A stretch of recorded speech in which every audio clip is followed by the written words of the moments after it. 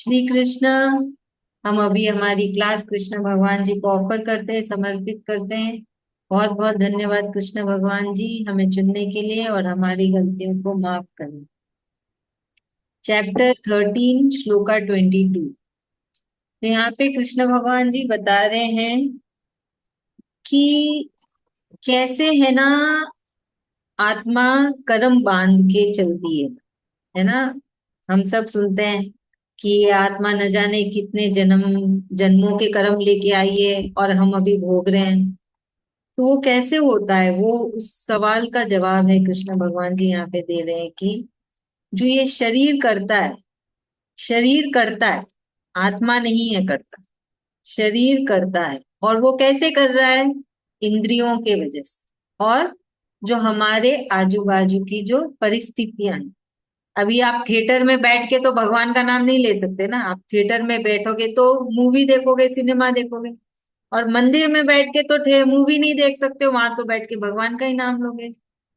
तो वैसे हमारे जो आसपास की जो परिस्थिति है, वो इंद्रियों के साथ इस शरीर से कर्म करवाती, और फिर वो कर्म आत्मा में बनते चले जाते, क्योंकि आत्मा उस शरीर के अंदर है ना। तो ये बोल रहे हैं कृष्ण भगवान जी की इसलिए वो आत्मा इकट्ठे करती जाती है कर्म, और फिर वो हर जन्म में आगे चलता ही चला जाता है। वो क्यों होता है इकट्ठा? क्योंकि शरीर में क्या होता है, मैंने किया, ये मेरा है ना। इतनी लगाव होती है ना सब सांसारिक चीजों में।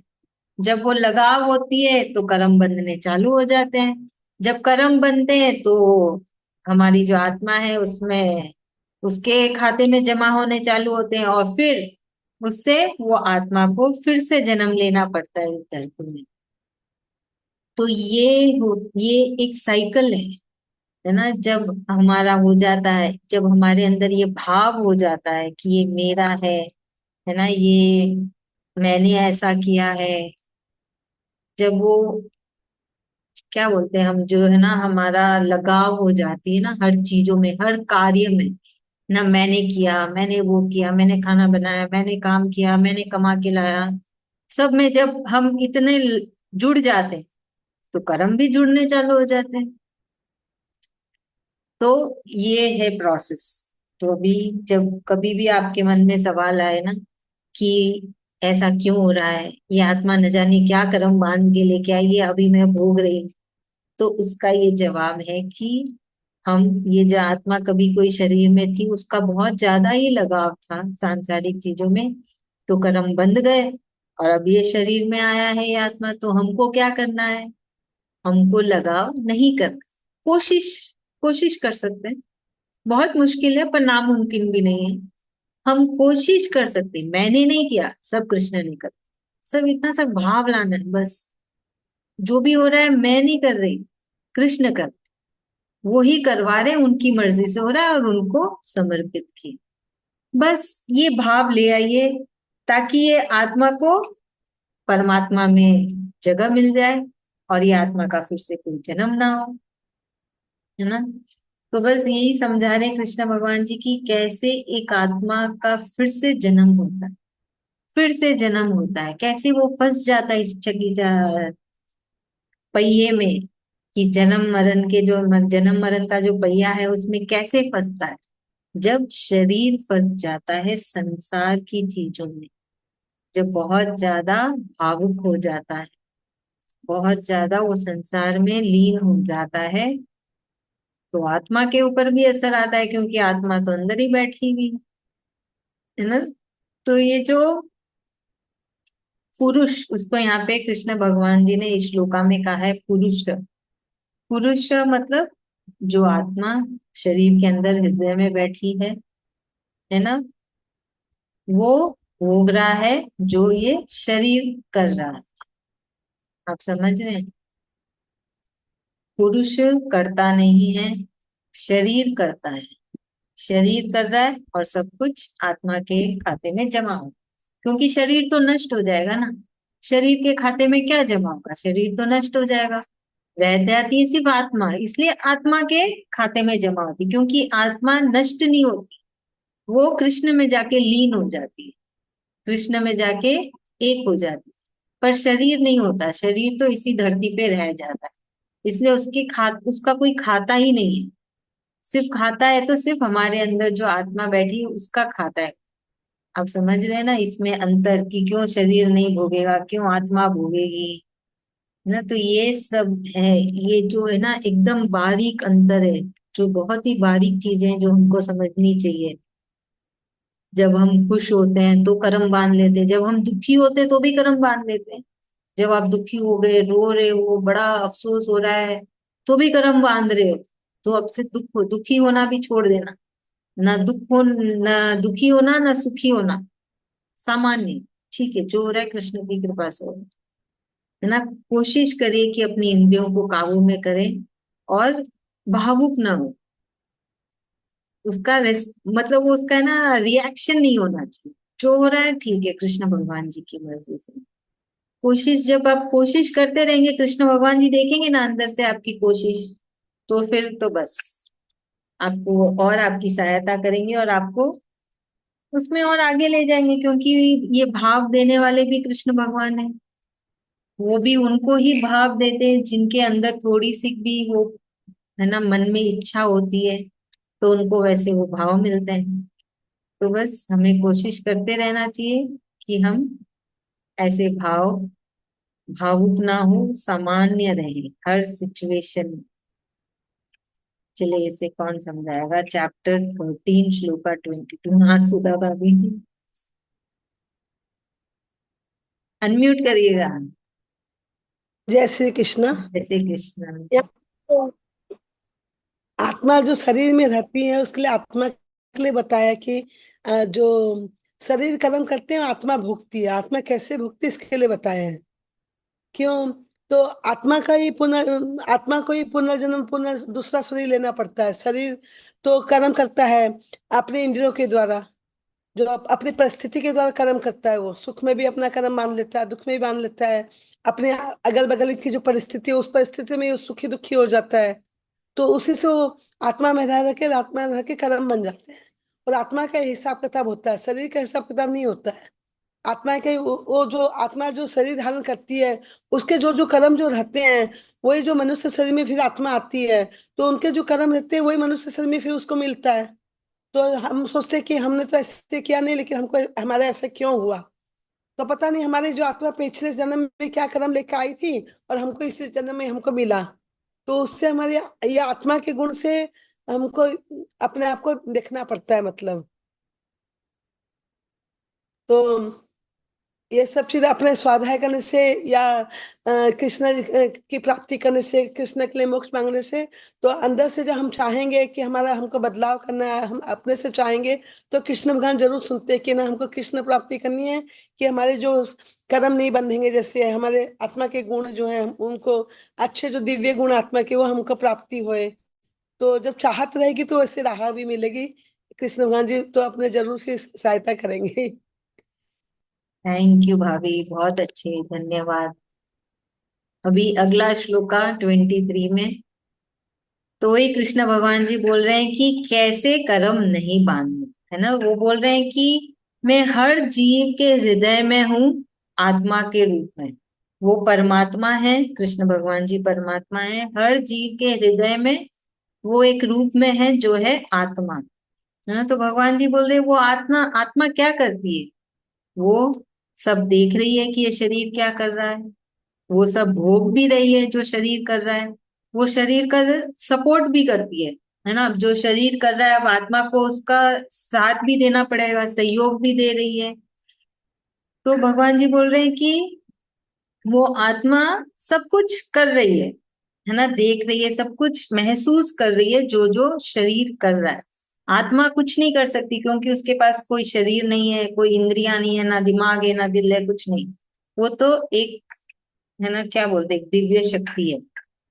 तो कृष्ण भगवान बोल रहे हैं कि तो अब कैसे इसका फिर से जन्म ना हो, या आत्मा को फिर से जन्म ना लेना पड़े, तो उसका तो एक उपाय है कि हम कृष्ण के बताए राह में चले, जो गीता में बताया है कृष्ण भगवान जी। तो भगवान जी बोल रहे हैं कि आत्मा का क्या रोल है हमारे शरीर के अंदर।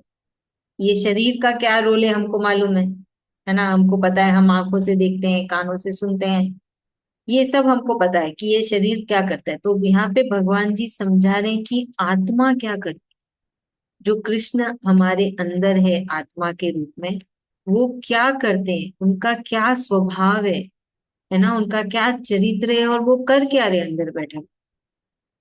तो वही समझा रहे कृष्ण भगवान। वो इस शरीर का पूरा सपोर्ट देते हैं, इस शरीर को जो करना है करने देते हैं, है ना, चुपचाप बैठे बैठे तमाशा देख। तुम हंस रहे हो तो वो हंस रहे हैं, आप दुखी हो तो वो भी वो भोग रहे हैं कि आप दुखी हो। तो बस यहाँ पे यही समझा रहे हैं कि ये सारे चीजों को छोड़ के सामान्य होना। तो सामान्य कैसे हो सकते हैं, कृष्ण कृष्ण करते हैं ना, जितना हम कृष्ण भगवान को याद करेंगे, जितना हम गीता की श्लोका की चैंटिंग करेंगे, जितना हम उनसे बातें करेंगे, हम समझ पाएंगे कि कृष्ण भगवान जी क्या बोलना चाह रहे हैं। ये समझना भी तो बहुत कठिन है कि समझा क्या रहे हैं कृष्ण भगवान जी गीता में, है कि नहीं, कि कैसे हम रिएक्ट नहीं करें। अभी कोई दुख का सिचुएशन आए तो दुख तो होगा ही ना, दुख अपने आप ही हो जाता है, हम दुखी हो जाते हैं। कोई खुशी का मौका है तो हम अपने आप ही खुश हो जाते हैं। तो क्या बोलना चाह रहे कृष्ण भगवान, कैसे सामान्य रहे, कैसे कोई दुख आए तो हम दुखी ना हो, कैसे कोई खुश हो, खुश भरी खुशी भरी ना न्यूज आए तो हम खुश ना हो, कैसे, ये कैसे मुमकिन है। तो वो चीज समझने के लिए, सुन तो हम सब रहे हैं, पर वो भेजे में नहीं घुस रही ना, दिल में नहीं उतर रही, कैसे करें। तो उसको कैसे करने के लिए कृष्ण भगवान ने हमें बहुत सारे उपाय बताए। उनसे बातें करना, उनको हर पल याद करना, गीता की श्लोका की चैंटिंग करना, है ना, तो ये सारे उपाय बताए हैं कि ये सब करने से वो हमारी मदद करते हैं। ये सब क्यों करना है, वो हम असल में उनसे मदद मांग रहे हैं कि हमारी मदद करिए, आप जो बोल रहे हो सुन तो रहे पर समझ नहीं आ रही। तो फिर वो हमारी मदद करते हैं कि हम उनके बताए राह में चल सके, है ना। तो यही है कृष्ण भगवान जी। देखिए अभी एक अलग तरीके से समझा रहे हैं कि क्या शरीर का क्या रोल है, आत्मा का क्या रोल है, और हम कैसे अपने कर्म बांधते हैं और कैसे ना बांधे, ताकि इस आत्मा को फिर से जन्म ना लेना पड़े, और कैसे हमें शरीर में भी कृष्ण भगवान जी मिल जाए और शरीर के बाद भी कृष्ण भगवान मिल जाए। तो यही सब समझा रहे हैं। तो कोशिश करिए थोड़ा थोड़ा करके समझने की कि कैसे हम भावुक ना हो, हमारे भाव हम कंट्रोल कर करके खत्म कर दें। हमारे दिमाग में जो विचार है उसको कंट्रोल कर करके उस विचार को खत्म कर दे, कोई विचार ना आए दिमाग में, कोई भाव ना आए मन में, और इंद्रियां अपने आप ही काबू में हो जाएगी। और फिर क्या होगा उसका नतीजा, हमें कृष्ण भगवान जी मिल जाएंगे, है ना, आत्मा का परमात्मा से मिलन हो जाएगा। आप समझ रहे हैं। चलिए अभी से कौन समझाएगा श्लोका 23, बीना भाभी। यहाँ कृष्ण भगवान जी आत्मा और जैसे शरीर के बारे में बता रहे हैं। तो आत्मा अकेले कुछ भी नहीं कर सकती है। आ, जब उसको आत्मा को जो शरीर मिलता है और जो शरीर करता है वो बस चुपचाप बैठे बैठे देखती रहती है। हम लोग जो करते हैं आत्मा मतलब वो कोई रिएक्शन नहीं है, उसमें कोई एक्शन नहीं है। आत्मा सिर्फ रहती है, वो परमात्मा ही है, भगवान का रूप है, एक अंश मतलब भगवान का ही अंश है। तो जैसा हम लोग करेंगे वैसा मतलब होता रहेगा। तो आत्मा हम लोग को जैसे कि अब जो कर्म हम लोग करते हैं तो गलत या सही, तो उसी हिसाब से हम लोग को मिलता है। तो भगवान को अगर पाना है, अगर हम लोग को मोक्ष चाहिए, तो हम लोग को भगवान का जैसे चैंटिंग है और भगवान में भगवान बता रहे हैं कि मेरे में अगर भगवान में हम लोग समा सकते हैं, पहले अभी भी और बाद में भी, मतलब मोक्ष पाने के बाद में अभी भी हम लोग भगवान को पा सकते हैं। भगवान का उसके लिए हमें चैंटिंग करनी होगी, भगवान को समझना होगा, भगवान के बताए हुए रास्ते पे चलना होगा। जैसे भगवान हर एक चीज हम लोग को गीता जी में समझा रहे हैं बार बार, निष्काम कर्म हमें करना होगा। तो राग द्वेष ये सब हटा के जैसे करेंगे तो हम जरूर मोक्ष पाएंगे, भगवान को पाएंगे। इतना आसान नहीं है, लेकिन हाँ, कोशिश हम लोग को करती रहनी है भगवान को पाने की। सुख दुख तो जैसे आएंगे ही, शरीर है तो हमें ना खुश होना है ज्यादा, ना हमें ज्यादा दुखी होना है।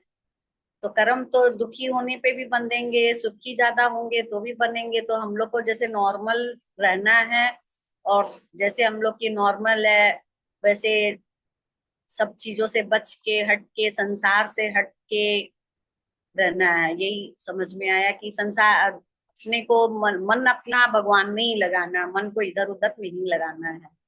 सारा मतलब मन को पूरा एकदम कंट्रोल करके भगवान के अंदर लगा देना है, तभी हमें कुछ हासिल होगा। थैंक यू भाभी, बहुत अच्छे। अगले श्लोका में 24 में कृष्ण भगवान जी बोल रहे हैं कि जो मनुष्य ध्यान योग, ज्ञान योग और कर्म योग, ये तीनों योग को समझ लिया, आपने पहले सुना, फिर समझा, फिर उसको दिल में उतारा, उसको दिमाग में उतारा और उस राह में चले, तो फिर भगवत प्राप्ति होगी, है ना। तो ये सब का होना बहुत जरूरी है। ज्ञान होना जरूरी है, ज्ञान होगा तभी तो हम सही तरीके से कर्म कर पाएंगे। कर्म करते करते फिर ध्यान में जाएंगे, है ना। ये एक प्रोसेस है। तो अगर आप देखेंगे गीता में भी कृष्ण भगवान जी ने एक स्टेप बाय स्टेप ही सिखाया, है ना। पहले सांख्य योग, कर्म संन्यास योग, ध्यान योग, भक्ति योग, एक एक करके बताया, है ना। जो जो पहले समझना चाहिए वो समझाया, फिर नेक्स्ट लेवल हाई होता गया। तो भगवान जी बोल रहे हैं जो इंसान इसको समझ लिया वो हो गया योगी, है ना। वो हो गया परम पुरुष, जिसको भगवत प्राप्ति हो जाएगी, परमात्मा में परमात्मा की प्राप्ति हो जाएगी। तो उसमें क्या है, वो उसने समझा कि पुरुष क्या है। पुरुष क्या है? आत्मा, जो हर शरीर में है। उसने समझा ये प्रकृति क्या है। प्रकृति मतलब जो हमारे आसपास की जो सिचुएशन होती है वो। फिर गुण, हम तीन गुण से पैदा हुए हैं, और एक गुण जो सब में बहुत ही प्रोमिनेंट होता है, मतलब जिसका ज्यादा होता है।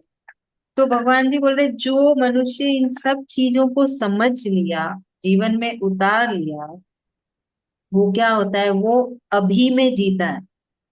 वो कल में नहीं जीता है, ना वो भविष्य में है, ना वो पास्ट भूतकाल में, वो है अभी, है ना। वर्तमान में जीते हैं वो लोग।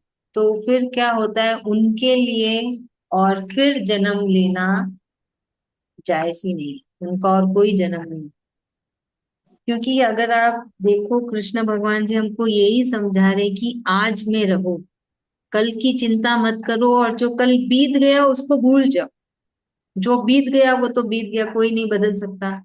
कल क्या होने वाला है किसी को पता नहीं है। तो फिर क्या चीज की चिंता, क्या चीज का फिक्र, क्या चीज की परेशानी, क्या चीज का भय, जब हमारे हाथ में कुछ है ही नहीं। तो उसके लिए रिएक्ट करके क्या होगा। इसलिए आज में जीना, अभी में जीना। वही कृष्ण भगवान जी अगर देखे तो पूरी गीता में वही सिखा रहे हैं, एक एक चीज करके। तो भगवान जी बोले जो भी इंसान इस चीज को समझ लिया, इस सारी चीजों को समझ लेता है, बस उसके लिए तो और आगे जन्म लेने का चांस ही नहीं है, है ना। तो हमको भी ये समझना चाहिए कि हम, हमारे जो आसपास की जो परिस्थिति है और हमारे जो गुण हैं, उसी हिसाब से हमारा ये शरीर कार्य करता है, और हमें आज में रहना है। कल क्या होगा सोचना भी नहीं, उसको अपने दिमाग में भी नहीं लाना। जो बीत गया सो बीत गया, उसको क्लोज कर दीजिए, चैप्टर क्लोज कर दीजिए। है ना, अगर आप ज्यादा बीते हुए दिन में रहोगे तो और भी कर्म बांधते चले जाओगे, क्योंकि आप अभी तक उधर ही हो। जो बीत गया उधर ही है आपका ध्यान। आप तो एक तरफ से ध्यान लगा रहे हो ना, आप काम कर रहे हो पर आपको कोई बातें सता रही है, उसने मेरे साथ ऐसे किया, उसने मेरे साथ वैसा किया, तो क्या वो ये एक ध्यान लगाना ही हो गया, आपने कर्म बांधने चालू कर लिए। इसलिए कृष्ण भगवान जी बोल रहे क्यों कर्म बांधना, क्यों चाहते हो कि इस आत्मा को और एक जन्म हो, नहीं चाहिए। तो कोशिश करिएगा कुछ नहीं सोचेंगे, सोच आएगी पर तुरंत हमको समझ में आ जाएगा हम सोच रहे हैं कृष्ण कृष्ण कर, है ना। किसी ने बहुत तकलीफ दी, मन एकदम दुखी हो रहा है, नहीं होने देना, ठीक है जो हुआ सो हुआ, कृष्ण भगवान जी संभालेंगे, तुरंत कृष्ण कृष्ण करना। कल क्या होगा चिंता विंता नहीं करनी हमको, हम आज में रहेंगे। अभी मैं ये काम कर रही हूँ, इसमें फोकस करूंगी, है कि नहीं। क्या होगा कैसे होगा सब कृष्ण भगवान जी संभालेंगे, मुझे कुछ नहीं पता। वैसा अपने आप को समझाइए, अपने आप को ऐसा ट्रेनिंग दीजिए, या आप अपने आप को ट्रेनिंग दोगे ऐसे सब सोच के बोल के, तो फिर आप बहुत नजदीक रहोगे कृष्ण भगवान के। तो कोशिश करिएगा कि हम ये इस राह में चले जो कृष्ण भगवान जी हमको बताते हैं रोज थोड़ा थोड़ा करके। अभी वो हमको बोल रहे हैं कि आज में जियो, तो हम आज में जिएंगे, कल की नहीं सोचेंगे चाहे कुछ भी हो जाए। याद रखना दिमाग में आएगा, उसके लिए परेशान नहीं होना है। जैसे दिमाग में आएगा आपकी चेतना जागेगी, आप वैसे ही कृष्ण कृष्ण करना।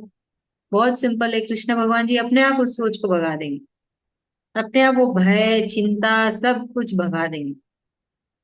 तो ये एक बहुत आसान तरीका है ना, आपने एक बहुत लंबा समय तय किया है कि नहीं। कोई भी एक नया स्टूडेंट तो है नहीं, सबने एक अच्छा खासा लंबा समय तय किया है। कैसे किया, कृष्ण भगवान जी की इच्छा है, उनकी कृपा है, तभी कर पाए हैं। तो इस पे चलिए, अब चलने का समय आ गया। बहुत सुन लिया, बहुत समझ लिया, अब उसको जीवन में उतारना है ना। तो आज से ना कोई सोचना, ना भावुक होना, ना कोई भय, ना कोई चिंता, ना कोई परेशानी, सब कुछ कृष्ण भगवान जी को दे, है ना।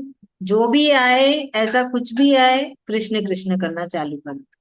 ये आपकी ट्रेनिंग है, आप खुद को ट्रेनिंग ट्रेनिंग दे रहे हो, किसी और को नहीं, है ना। आत्मा क्या करती है, अंदर बैठ के हमें अंदर से बदल रही है, बाहर से कुछ नहीं हो रहा है। बाहर से सब कुछ वैसे का वैसा है, हम अंदर से बदलेंगे, है ना।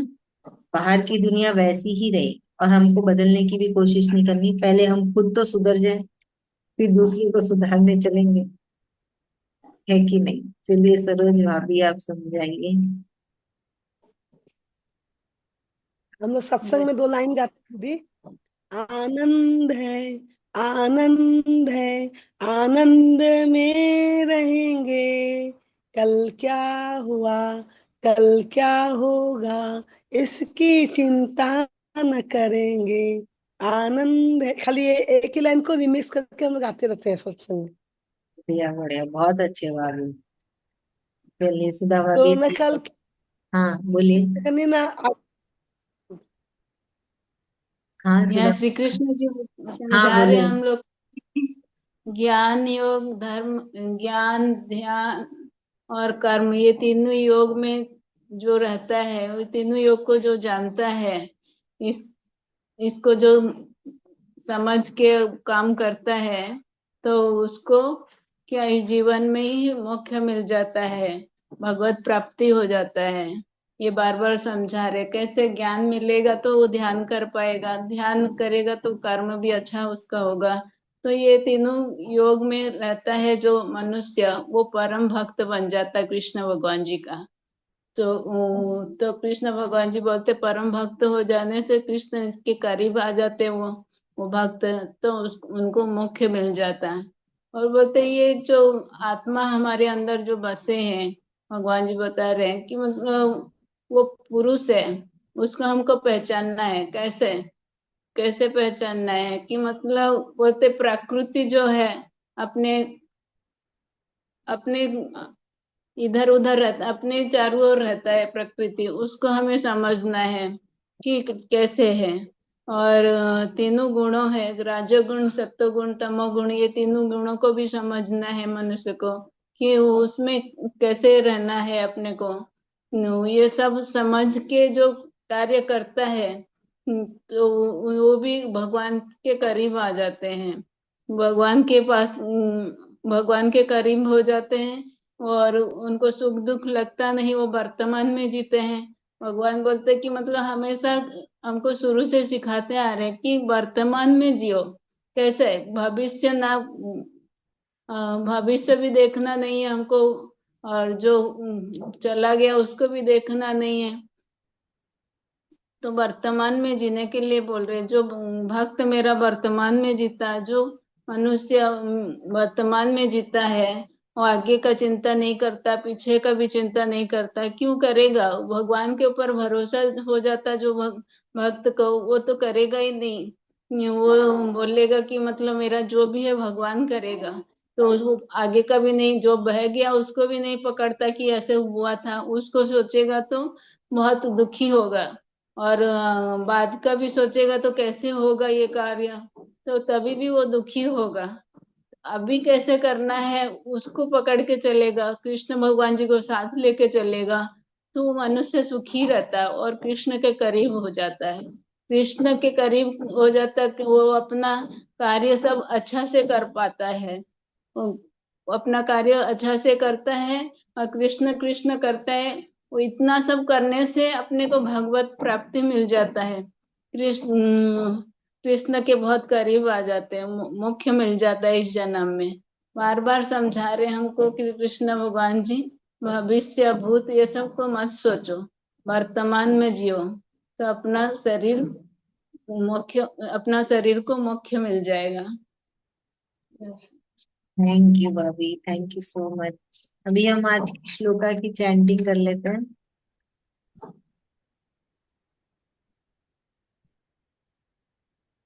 चैप्टर 13 श्लोका 22। ये आप सबको तो आता है। सरोज भाभी आप पढ़ लेंगे? हाँ, हाँ पढ़ लीजिए आप।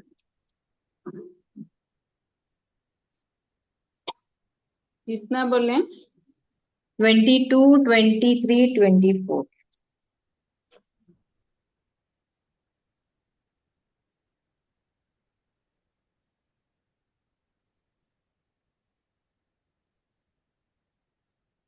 उपद्रष्टानुमन्ता च भर्ता भोक्ता महेश्वरः परमात्मेति चाप्युक्तो देहेऽस्मिन् पुरुषः परः। य एवं वेत्ति पुरुषं प्रकृतिं च गुणैः सह सर्वथा वर्तमानोऽपि न स भूयोऽभिजायते। ध्यानेनात्मनि पश्यन्ति केचिदात्मानमात्मनः अन्ये सांख्येन योगेन कर्मयोगेन चापरे।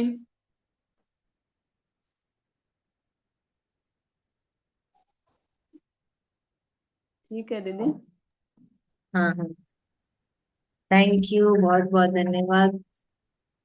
धन्यवाद ऐसे ही दीदी। याद करते रहिएगा कृष्ण भगवान जी को और चैंटिंग करते रहिएगा जो हमको बोलते हैं वैसे ऐसे ही। विचार तो आता है, आप जो पॉइंट बोले कि विचार तो आएगा ही, विचार आता है, पर अपने को देखते हैं साथ साथ हम लोग कृष्ण कृष्ण करते हैं कि नहीं तो हरे कृष्ण कृष्ण कृष्ण हरे हरे, हरे राम राम राम हरे हरे। नींद में भी विचार आते हैं, फिर तुरंत याद आ जाता है अरे हमको विचार में नहीं रहना, कि कृष्ण कृष्ण करना है, फिर कृष्ण कृष्ण करते हैं। नींद में भी ऐसे ही होता है हमारे साथ। बहुत अच्छे, बढ़िया। बस ऐसे ही चलते रहिएगा और कृष्ण भगवान जी हमेशा साथ में है। बीना भाभी बहुत एब्सेंट होती है आजकल। वो आज अभी त्योहार के दिन चल रहे हैं ना। हाँ, अभी तो फिर से आएगा ना आपका वो छठ। हाँ, छठ पूजा है ना, अब फिर कल से नहीं रहूंगी इस सत्संग में। कल से फिर अब 2 दिन 3 दिन गायब। हम भी कल चले गए थे थोड़ा दीदी, सॉरी, नहीं, कोई बाहर बात चले नहीं भाभी, सॉरी मत बोलिए, ठीक है, कोई बात गए। नहीं, चलेगा, कोई नहीं बात। नहीं, तो बाहर चले गए थे। हाँ हाँ, चले, चलिए, अच्छा है। पर चैंटिंग करते रहिएगा आप सब, हाँ, चैंटिंग। डेली डेली तो करते हैं, एक चैप्टर तो डेली करते हैं नियम से। अच्छा, और माला, कार्पण्य दोषों की। माला हाँ ऐसे वो मतलब उठते ही चालू हो जाता है, ऐसे माला पकड़ के नहीं करती हूँ। मेरे को कितने संस्कृत के सब मतलब जैसे पहला चैप्टर का 19 श्लोक का याद है, सेकंड चैप्टर का 7 तक याद है, तो ऐसे फोर्थ चैप्टर का ऐसे बीच का 7 श्लोक का याद है, तो उठते ही वो सब चालू कर देती हूँ। गुनगुनाती रहती हूँ, काम करती रहती हूँ अपना सारा, ऐसे करती रहती हूँ। और माला पकड़ के नहीं करती हूँ, पर ऐसे जब भी बैठी रहती हूँ वो जो याद है वो उसको गुनगुनाती रहती हूँ सारा श्लोकास को। बढ़िया है, ठीक है, हम इस बारे में कल बात करेंगे। हाँ जी। है ना, अभी तो हमारी कॉल कट होने वाली है, एक हाँ, मिनट भी नहीं है। कार्पण्य दोष भी ज्यादा करके कार्पण्य दोष का ही करती हूँ, और बाकी एक एक बार करती हूँ, कार्पण्य दोष का बहुत बार करती हूँ। आपका रिकॉर्डिंग भेजा हुआ ना दीदी, वही चला लेती हूँ। अच्छा, उसके साथ बहुत साथ वो रिकॉर्डिंग हमेशा ही चलाती हूँ। अच्छा, अच्छा, तो उसी चलो, बस बढ़िया है। ऐसे नहीं है, पहले तो माला लेके कर रही थी, अब जैसे समय नहीं रहता तो वो चला के छोड़ दी, तो उसके साथ साथ बोल दी काम करते करते। पहले तो माला आपकी लेके करती थी। बेटी को प्राइज मिला, धन्यवाद दीदी। थैंक यू हाँ, भाभी, थैंक यू। बहुत बहुत कंग्रेचुलेशन, मम्मी को कंग्रेचुलेशन बोलिएगा कंग्रेचुलेशन। धृति को। Thank you. तो आपका धृति ऑडियो